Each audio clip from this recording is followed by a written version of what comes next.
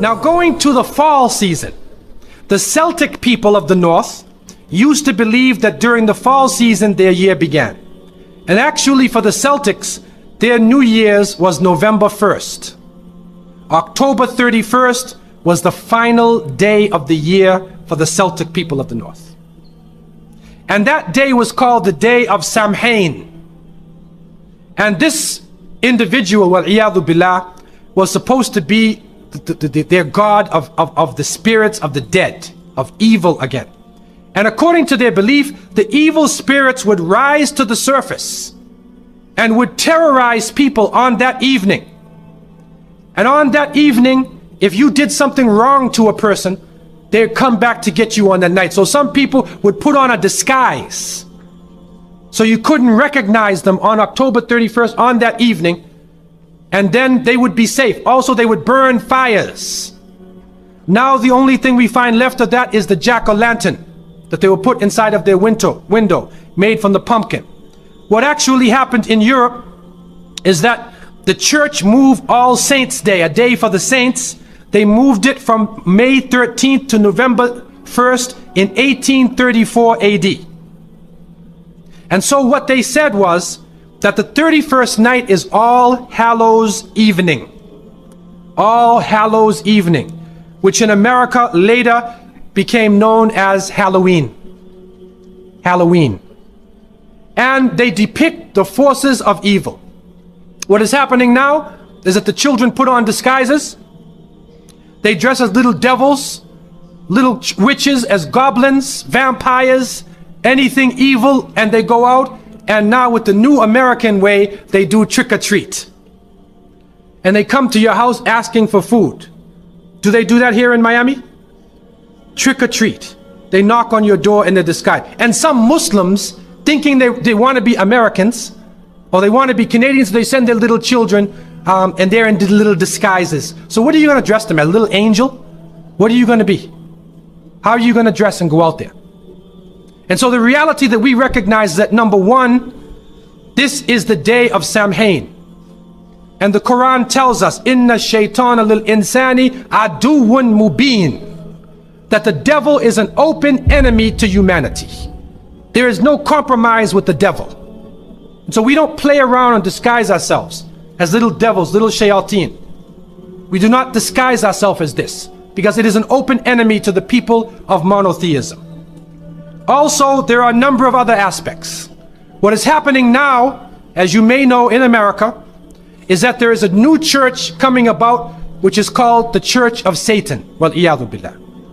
And in the 60s in San Francisco, the church was initiated. And right now in the American army, if you are Jewish and you die, they bring you a rabbi. If you're a Muslim, they'll bring you an imam.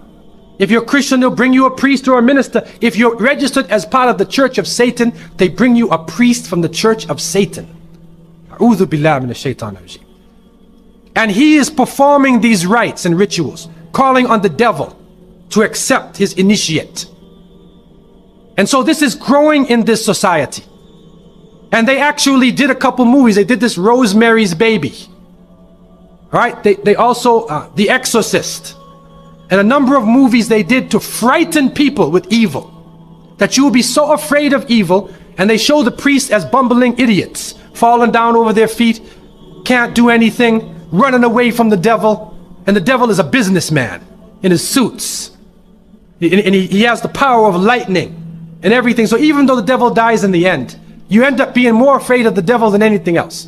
That's part of the plot, to brainwash people to be afraid of the shaitan. The reality is that the Prophet ﷺ said that the upper hand is better than the lower hand. Al-yad al-ulya khayrun min al-yad al-sufla. That the upper hand is better than the lower hand. What that means is you should be the one who gives and don't beg. That we should not be begging. And so to send a Muslim child out to trick-or-treat is a demeaning, lowering thing.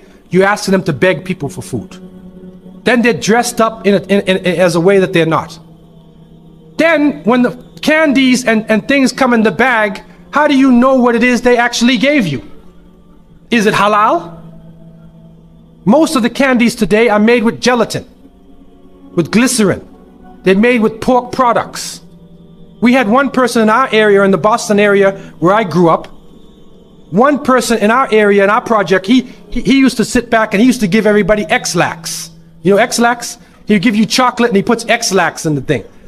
And then he goes around and waits the next day to see everybody. So they can do anything to you, man. You have no control over the situation. You have no control. And what is also happening is that there are some evil, wicked-minded people who are attacking children on that night. I don't know about Miami, but in Canada now, they openly say on the television, do not send your children trick-or-treating by themselves. Do not go in darkened streets. Move as a group. Don't go to a house that you don't know the people on the inside.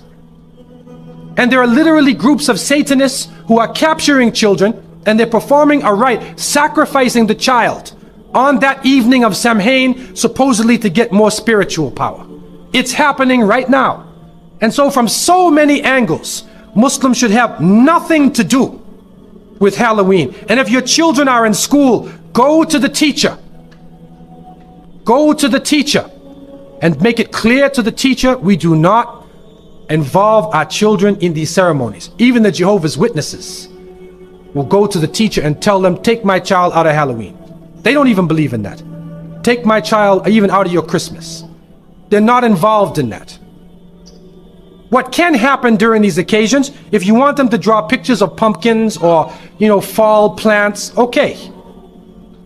But we don't want to be involved in these confused rituals that are giving signals from many different angles. And so, in conclusion, we recognize the fact that the present system of rituals and holidays in this country and in the Western countries is a confused hodgepodge of cultural rituals. And it is important for Muslims to have basira, that they should have the insight to look through affairs and do not just blindly follow the ways of the Christians and the Jews. The Prophet, peace be upon him, said, you will follow them. You will follow the people who came before you inch by inch, foot by foot. Even if they crawl into the hole of a lizard, you crawl inside there with them. And then they said, who are these people? Are they the Christians and the Jews? And the Prophet, peace be upon him, said, who else? And so it has come to pass. And you can't Islamicize these occasions. You can't use Arabic names and Islamic symbols to make it halal. We have to take a stand. And secondly, it is important for Muslims to cherish their own holidays. When the Eid al-Fitr comes, take the day off. There are some Muslims who go to work on Eid. They go to Eid prayer and they go to work. So what happens to your children? They don't have a chance to relax and enjoy themselves. Organize an activity. Bring their families together. Eat together. Do things together. Remember Allah subhanahu wa ta'ala together. Make it a happy occasion for them. They will remember their Eids. Eid al-Fitr, Eid al-Adha. If they don't, then they get involved in Christmas, in Easter, in Halloween, where even in the Christian tradition now, it is confusing. And many of the Christians now, Seventh-day Adventists, Jehovah's Witnesses, and many people are taking a stand. And they're saying, we do not want to follow the pagan religion. So what about those who have been blessed with monotheism? And so I want to leave you with these words. And I pray that Allah subhanahu wa ta'ala would help the younger generation to be able to take a stand, especially for the Muslims to take a stand, and for those non-Muslims to try to understand what Islam really is.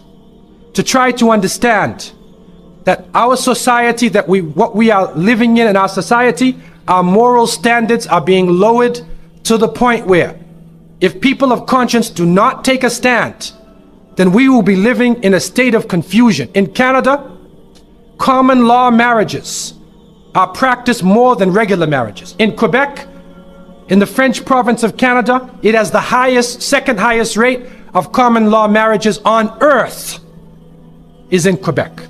And they say these marriages only last at the most 5 years.